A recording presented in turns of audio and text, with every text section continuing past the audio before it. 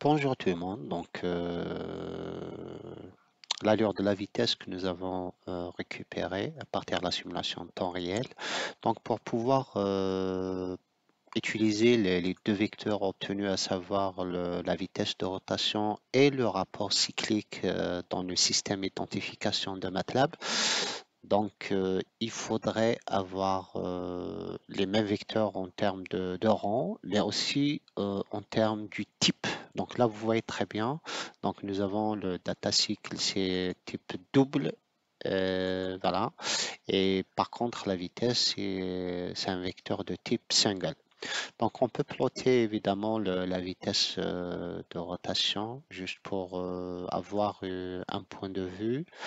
On peut plotter également le rapport cyclique, le vecteur rapport cyclique que nous avons obtenu à partir de la simulation. Et là, vous voyez très bien que on n'est pas obligé d'utiliser toute l'étendue de la simulation. On peut par exemple prendre juste une petite partie qui correspond à l'échelon du rapport cyclique. Donc, comme je disais tout à l'heure par rapport au rang, donc le rang du vecteur vitesse, on peut l'avoir.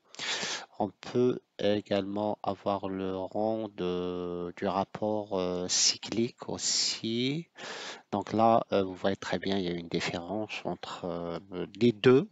Ce ne sera pas possible de les utiliser de cette manière. Donc la différence entre les deux rangs, on peut faire la soustraction entre le rang du rapport cyclique, que je pense qu'il est plus grand que celui de la vitesse de rotation.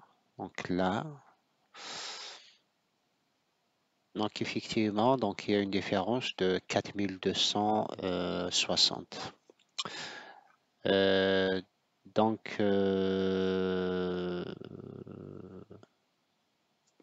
donc on prend maintenant une nouvelle variable du rapport cyclique. On peut l'appeler datacycle measurement égale datacycle vecteur ancien. Voilà, ici on prend par exemple, comme je vous ai dit tout à l'heure, donc on peut prendre juste avant l'échelon. Voilà, donc là toujours, donc là c'est 0,75. Et voilà, par exemple, on peut prendre 52, 57, 52 000, 52, 35, 30. Donc 52, 35, 30. Jusqu'à à la fin. Voilà, deux points, end. Voilà, c'est bon. Et puis voilà, on a un nouveau rang de 1, 1, 6, 12, 4. Ça sera pareil pour la vitesse de rotation. Par contre, on va prendre en considération la différence du rang de 4260. Donc là, speed measurement égale speed. On prend 52, 35, 30 toujours.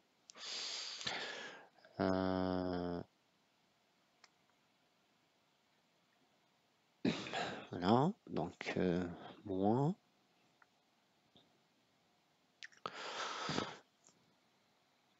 Moins 42, 60.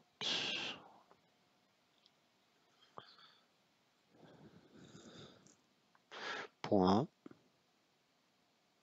le point end, voilà, donc pour avoir le même rang. Voilà, là maintenant vous voyez très bien qu'on a exactement le même rang entre la vitesse de rotation et le rapport cyclique. Donc il reste à régler le problème du type de la variable. Donc pour le data cycle, bah, c'est bon. Donc on règle juste on change le type de la variable pour la vitesse de rotation égale double. Voilà, donc le vecteur speed measurement.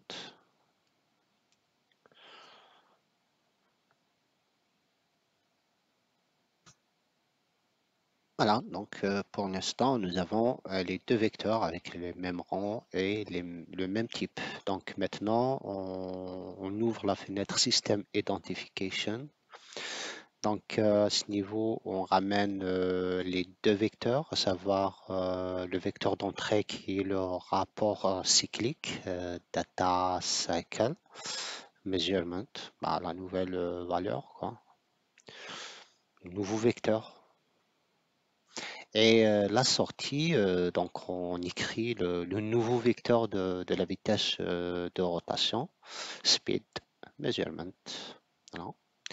Et puis, donc on peut laisser les autres paramètres tels qu'elles sont. Donc on met import.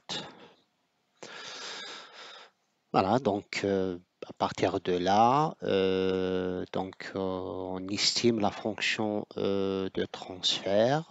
Voilà. Donc au niveau estimate, on met fonction de transfert. Et au niveau de la fonction de la nouvelle fenêtre, donc on met par exemple deux pôles et un zéro.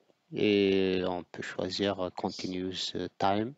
Et puis on commence l'estimation de la fonction de transfert. Et au bout d'un moment, donc on aura la fonction.